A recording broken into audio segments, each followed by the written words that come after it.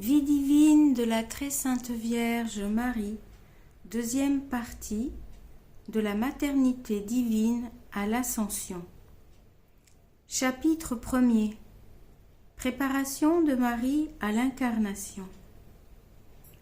La très sainte Vierge ne cessait de croître en sainteté pendant les 6 mois et les 17 jours qui se passèrent depuis son mariage jusqu'à l'incarnation du Verbe. Pour exécuter cette œuvre incomparable à la bienséance digne de lui, Dieu répandit sur Marie tant de grâces prodigieuses pendant les 9 jours qui précèdent immédiatement ce mystère, que tout ce que l'on peut en dire n'est qu'une ombre obscure. Le premier jour, comme suivant sa coutume, elle s'était levée à minuit et prosternée en présence du Très-Haut. Les anges lui dirent : « Épouse de notre divin Maître, levez-vous, car sa Majesté vous appelle. » Elle se leva et répondit : « Mon divin Maître, que voulez-vous faire de moi ?» Aussitôt, elle se sentit élevée, purifiée, illuminée et disposée par là à la vision de la divinité. Cette vision fut seulement abstractive, mais encore plus claire et plus étendue que les précédentes, parce que chaque jour notre divine princesse s'en rendait plus digne et plus capable. Il en fut ainsi chaque jour de cette neuvaine, à la même heure, mais avec un accroissement progressif de lumière et d'amour. Cette fois, la très sainte Vierge découvrit en Dieu des perfections et des secrets cachés aux bienheureux eux-mêmes, particulièrement l'extrême inclination qu'il avait de se communiquer hors de lui, bien qu'il n'eût pas besoin des créatures pour lui ni pour sa gloire. Il lui manifesta tout ce qu'il fit au premier jour de la création. Elle vit toutes ces choses en lui avec plus de clarté que si elles eussent été exposées à ses yeux. La terre, le purgatoire, l'enfer, les limbes, le ciel et tout ce qui se trouve en ces endroits lui furent montrés avec une parfaite exactitude, ainsi que la lumière qui fut faite alors. Mais, comme il fallait que son humilité fût proportionnée à sa dignité infinie de mère de Dieu, elle reçut une si profonde connaissance de son être terrestre qu'elle s'humilia dans l'abîme du néant, et que, malgré son innocence, elle s'abaissa plus que tous les enfants coupables d'Adam. Dieu lui dit alors : « J'ai un grand désir de sauver le monde. Ne cessez pas de me demander l'union du Fils unique, du Père, avec la nature humaine. » « Seigneur, répondit-elle, qui empêche votre bonté d'exécuter ce dessein ? Si c'est moi, faites-moi mourir. Je reconnais que, loin de mériter cette faveur, les hommes s'en rendent indignes par leurs péchés. Mais le motif de leur remède est en vous, en votre miséricorde. Bien que je ne sois qu'un petit ver de terre, je vous supplie de hâter notre guérison pour votre propre gloire. » Après cette prière, elle revint en son état ordinaire, et se conformant à l'ordre de Dieu, elle continua de solliciter de sa clémence l'accomplissement de l'incarnation. Elle lui adressait ses supplications, prosternée en forme de croix, parce que le Saint-Esprit qui la gouvernait lui avait assigné cette posture, en laquelle se complaisait la très sainte Trinité. Le second jour, comme ce n'était pas seulement par la sainteté, mais aussi par la science que la très sainte Vierge, à cause de sa maternité divine, devait l'emporter sur toutes les autres créatures et tenir le milieu entre elle et Dieu, elle vit les œuvres du second jour de la création, c'est-à-dire la division des eaux et la formation du firmament, qui fut appelé ciel. Elle en pénétra la grandeur, l'ordre et les mouvements. Dieu lui communiqua alors, en la manière convenable, un autre de ses attributs, la toute-puissance, et lui donna un empire absolu sur la terre, les mers, les éléments, les globes célestes et tous les êtres qu'il renferme. Voici les principales raisons de cette prérogative. La première est que la très sainte Vierge, exempte de tout péché, ne devait pas être confondue avec les coupables enfants d'Adam, contre lesquels Dieu avait armé ses créatures en punition de leur révolte. Et puisque le Créateur humanisé, Jésus-Christ, devait obéir à Marie à cause de sa maternité, il était juste que les créatures lui obéissent également. Mais elle n'usa jamais de son pouvoir sur elles pour se soustraire à leur rigueur. Elle leur commanda, au contraire, de les exercer sur sa personne pour ressembler à son divin Fils qui les souffrait. Elle se servit cependant quelquefois de cet empire en quelques circonstances où la charité et la gloire de Dieu le demandaient. Le troisième jour, la vision abstractive se renouvela avec un accroissement de grâce qui la proportionnait de plus en plus avec sa dignité, de sorte que sa beauté augmentait à mesure que le pinceau de la sagesse divine la retouchait. En ce moment, les œuvres du troisième jour de la création, petit renvoi du bas de page 1, le signe végétal herbe et arbre. Fin du renvoi du bas de page. Reprise de la lecture. Lui furent si bien manifestées avec toutes leurs propriétés que tous les savants du monde ne sont devant elle que des ignorants. Elle reçut un plein pouvoir sur toutes leurs qualités et le privilège de n'être jamais offensée par elle si elle ne le voulait pas. Et comme elle voulait au contraire en souffrir, Dieu les en empêcha quelquefois pour qu'elle jouît sans mélange de ses délices. Ce jour-là encore, elle participa à l'amour de Dieu pour les hommes avec tant d'ardeur que pour leur salut elle aurait voulu endurer une infinité de fois toutes les fatigues, toutes les afflictions, toutes les douleurs, tous les martyrs, toutes les morts. Tout ce que les hommes ont souffert dans le passé ou souffriront dans l'avenir n'aurait pu rassasier sa faim de souffrance, et il lui aurait été impossible d'en supporter la violence si la vertu du Seigneur ne l'eût fortifiée.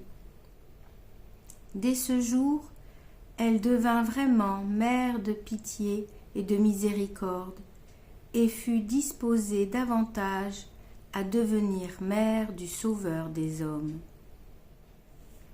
Le quatrième jour, elle fut élevée à la vision abstractive avec des illuminations encore plus vives, car la puissance de Dieu n'a pas de borne.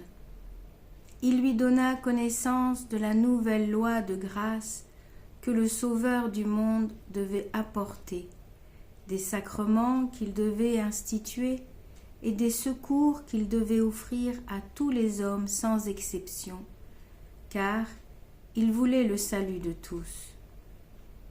Elle pria avec une héroïque charité pour que personne ne se damnât. Mais elle vit que, malgré tant de bonté divine, beaucoup d'âmes aveuglées se perdraient. Et ce spectacle lui causa un nouveau genre de martyre qui dura toute sa vie. Le Seigneur lui manifesta aussi toutes les œuvres du 4e jour de la création. Petit 2 renvoie du bas de page le soleil, la lune et les étoiles. Fin du renvoi, reprise de la lecture. Leur nombre, leur arrangement, leur forme, leur influence, les lois qui les gouvernent, et il est soumis absolument à son empire. Il lui révéla enfin d'autres mystères dont plusieurs sont réservés au jugement universel, parce que le monde n'en est présentement pas capable. Elle sortit de cette vision plus transformée en Dieu, et c'est avec un redoublement de ferveur qu'elle lui demanda l'avènement du Verbe incarné. Le 5e jour, Dieu lui montra encore la malice des pécheurs, le nombre des réprouvés et des élus, et l'obstacle que les péchés mettaient à la venue du Verbe sur la terre. Tout embrasée d'amour, elle lui dit : « Mon Seigneur et mon Dieu, quel mystère me manifestez-vous ? Oui, les méchancetés des hommes sont sans limite, mais peuvent-elles éteindre le feu de votre charité ou entrer en concurrence avec lui ? Non, mon divin Maître, elle n'arrête pas votre miséricorde. Bien que je sois la plus inutile du genre humain, je vous présente en son nom les promesses que vous lui avez faites par la bouche des prophètes, de lui donner un sauveur en la personne du Verbe incarné. Les hommes ne pouvaient mériter cette faveur, elle n'a d'autre raison que votre miséricorde et votre glorification. Sans doute, répartit le Seigneur, mais je vois que les hommes ne répondront à mes bienfaits que par une noire ingratitude et des offenses énormes dont le résultat sera leur damnation. Alors Marie vit en Dieu toutes les âmes passées, présentes et futures, leurs bonnes ou mauvaises actions, leur ordre et leur fin. Et cette impression fut si vive qu'elle en serait morte si Dieu ne l'eût soutenue.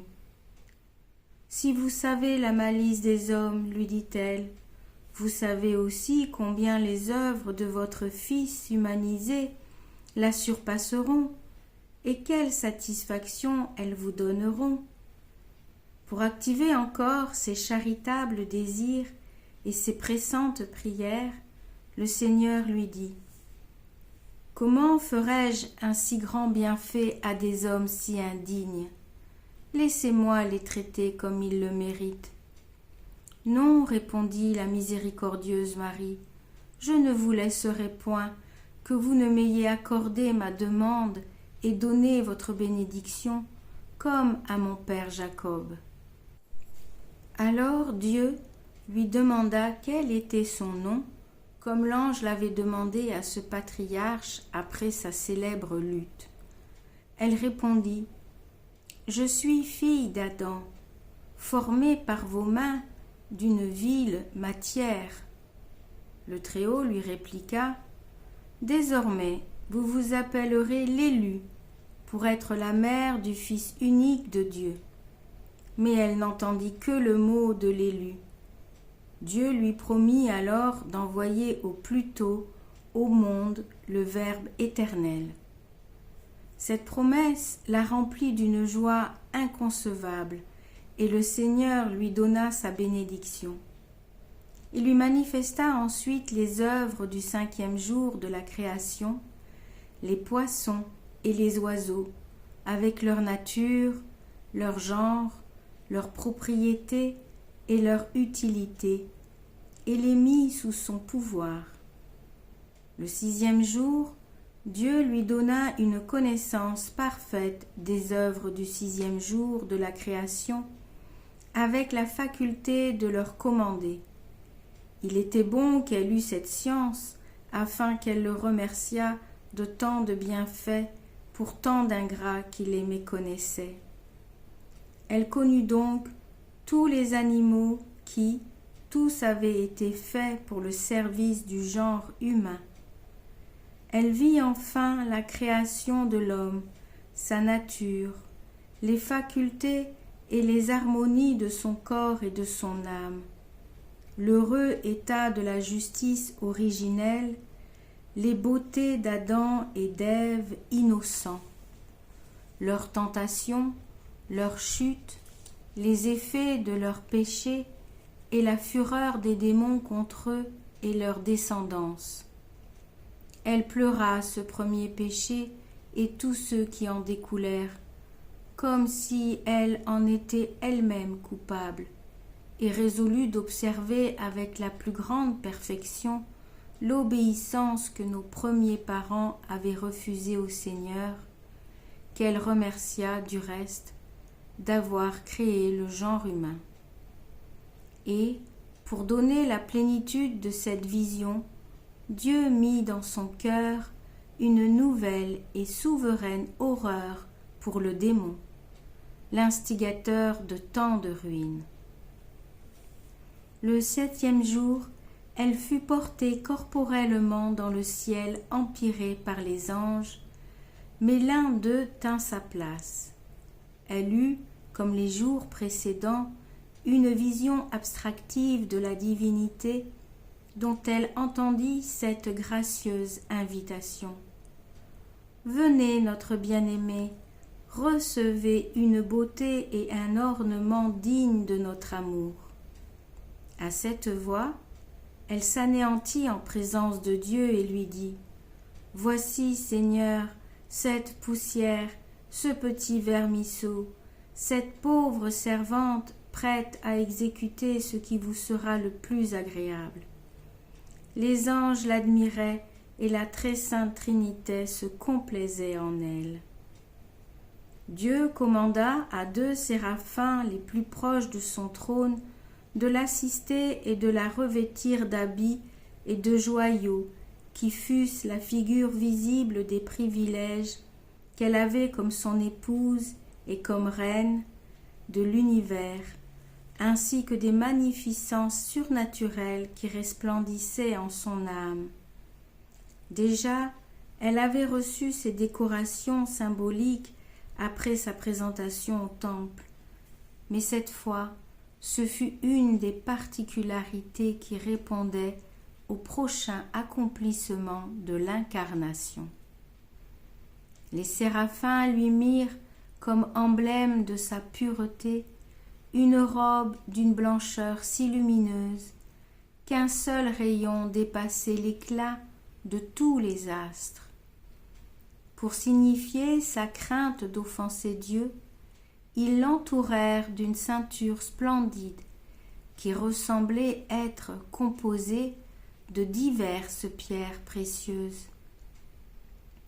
Elle se vit ornée de cheveux liés par une riche attache et plus brillants que l'or. Ils représentaient l'ardente charité dont la flamme devait pénétrer toutes les pensées. À ses pieds fut donnée une superbe chaussure pour que ses pas se portassent vers les fins les plus hautes de la gloire de Dieu. Des bracelets et des bagues magnifiques signifiant, les premiers, sa magnanimité et les seconds, les dons du Saint-Esprit. Elle portait un collier fait de pierres d'une splendeur merveilleuse et dont pendait un chiffre mystérieux composé de 3 autres pierres plus belles encore, représentant les 3 vertus théologales et les 3 personnes divines.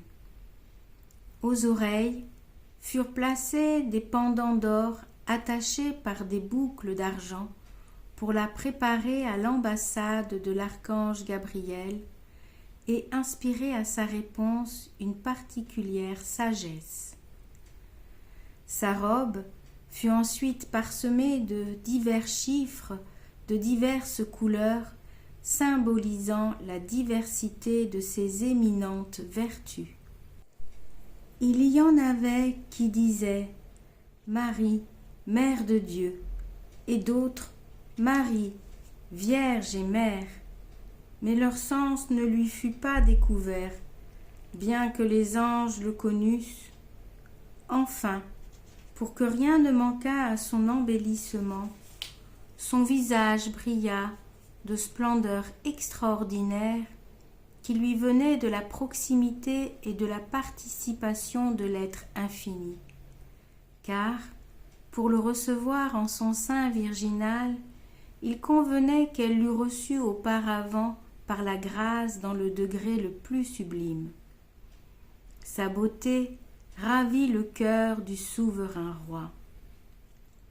Le 8e jour, comme la très sainte Vierge brûlante d'amour ne cessait de demander à Dieu avec une touchante tendresse la venue du Sauveur, elle entendit intellectuellement l'appel de Dieu et se sentit aussitôt portée corporellement au ciel par ses anges, dont l'un tenait sa place comme le jour précédent. Les esprits célestes s'écriaient à la vue de sa beauté. Comment monte-t-elle si radieuse d'une terre remplie de ténèbres? Dieu lui-même semblait l'admirer. Que les anges, lui dit-il, voient combien j'ai eu raison de vous désirer pour mon épouse et pour reine de toutes les créatures, à cause de votre mépris de vous-même. Les anges tressaillirent d'une joie accidentelle supérieure à toutes celles qu'ils avaient eues déjà depuis leur création. Ils reconnurent avec beaucoup de bonheur le royaume de Marie et lui chantèrent des hymnes de gloire en louant aussi le Seigneur. Dieu lui dit alors « Mon épouse et mon élue, puisque vous vous êtes rendue si agréable à mes yeux, demandez-moi ce que vous voudrez, je vous le donnerai, quand même ce sera une partie de mon royaume. » Notre grande princesse s'humilia profondément, mais pleine de confiance, elle répondit « Puisque, Seigneur, j'ai trouvé grâce devant vous, je vous dirai tout ce que j'ai dans le cœur, bien que je ne sois que cendre et poussière. Je ne vous demande pas pour moi une partie de votre royaume, mais je vous le demande tout entier pour le genre humain. Ne tardez plus à lui envoyer son Rédempteur, votre Fils unique, le désiré de tant de siècles. Votre prière répartit Dieu avec une suavité inexprimable, mais agréable. Mon Fils unique va descendre sur la terre et s'y unir à la nature humaine. Semblable à une très belle aurore illuminée par le soleil de justice dont elle était si proche, elle fut remise par les anges à sa place et passa le reste du jour à remercier Dieu en son nom et en celui de tous les mortels. Enfin, le 9e jour, après avoir été appelée par Dieu et lui avoir répondu « Me voici, Seigneur, faites de moi ce qu'il vous plaira », elle fut portée comme précédemment dans l'empyrée. Dieu la plaça à son côté, sur le siège le plus élevé après celui qui était réservé à l'humanité du Verbe. Il lui révéla des mystères si sublimes qu'il est impossible de les exprimer. Elle vit de nouveau en la divinité toutes les choses créées et même des choses futures. Elle les contempla, non plus dans leur partie, comme les autres jours, mais dans leur ensemble, leur harmonie, leur connexion, leur fin et leur dépendance de la volonté de Dieu qui les gouverne.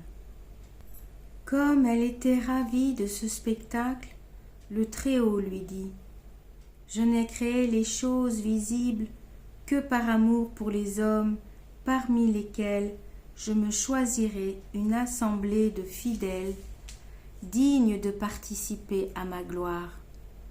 Quand je n'aurai fait qu'une seule créature capable de mon amitié, je l'établirai maîtresse de toutes ces merveilles.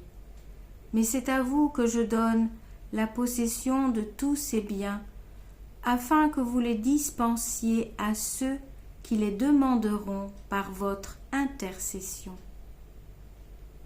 En la consacrant alors reine de la création, la très sainte Trinité mit sur sa tête une couronne semée de chiffres resplendissants qui signifiaient « Mère de Dieu ». Seuls les anges les comprirent et reconnurent de nouveau Marie pour leur souveraine. Il était en effet convenable qu'elle reçût les hommages de ses sujets avant la gloire de la maternité divine. Le Seigneur, enfin, la décora de nouvelles grâces, dont la grandeur dépasse nos termes. C'était le dernier coup de pinceau de cette image animée de Dieu pour modeler en elle et sur elle la forme dont devait se revêtir le Verbe, qui est par essence l'image du Père éternel. Elle fut préparée de telle sorte qu'à son arrivée, il trouva en elle tout le rapport possible qui devait exister entre le Père et la Mère. Instruction de la très sainte Vierge. Personne ne peut concevoir, ma fille, tout ce que le Seigneur fit en moi de grand pour me préparer à l'incarnation du Verbe, surtout pendant les 9 jours qui la précédèrent.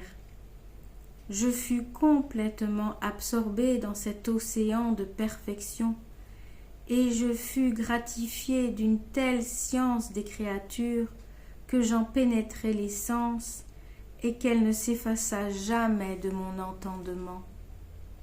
Vous devez, à mon exemple, vous servir des créatures comme d'une échelle pour vous élever à Dieu ou d'un miroir qui le représente, vous rappelle sa toute-puissance et vous enflamme d'amour pour lui. Dieu a voulu que l'homme fût le maître des créatures et en fit un bon usage en se soumettant lui-même à son domaine souverain.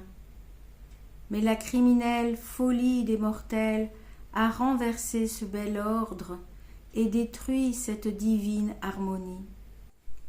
C'est ce qui arrive lorsque celui qui a été établi le roi des créatures terrestres se rend leur esclave déshonoré en s'assujettissant à leur tyrannique empire. Au lieu de les rapporter à Dieu, leur auteur, il se laisse prendre à leur perfide appât et les met au service d'avilissantes passions. De quelle noire ingratitude n'est-il pas coupable et de quel terrible reproche ne sera-t-il pas frappé au jour du jugement? Il en sera si accablé qu'il se jetterait lui-même dans l'abîme des châtiments éternels s'il n'y avait pour l'y précipiter les ministres de la justice divine. Mon âme, à cette pensée, éprouvait une si vive désolation que j'en serais morte si Dieu ne m'eût conservée. Je veux, ma fille, que vous partagiez ma douleur. Pleurez sur ceux qui marchent dans le chemin de la perdition. C'est la plus sainte occupation des véritables amis de mon divin Fils. Ils ne doivent se réjouir que dans les larmes qu'ils versent sur leurs péchés et ceux du monde insensé. Ô gémissements, ajoutez des prières persévérantes pour le salut des hommes et la glorification de mon Fils. Qu'elle soit faite avec une foi vive et une confiance inébranlable, malgré vos misères dont la vue doit vous humilier sans vous décourager. Les plus glorieuses victoires de Dieu sont d'être vaincu lui-même par les humbles qui lui sont sincèrement dévoués. Ne manquez pas, en outre, de lui demander sa bénédiction toutes les fois que vous vous mettez en sa présence. L'humilité dont le Très-Haut me favorisa au 6e jour de cette neuvaine fut admirable. Grâce à ce don, je m'humiliai jusqu'à m'anéantir pour avoir part, non à la faute d'Adam, mais à sa nature. Combien donc doivent s'humilier ceux qui, au péché de leur premier père, en ont ajouté une infinité d'autres.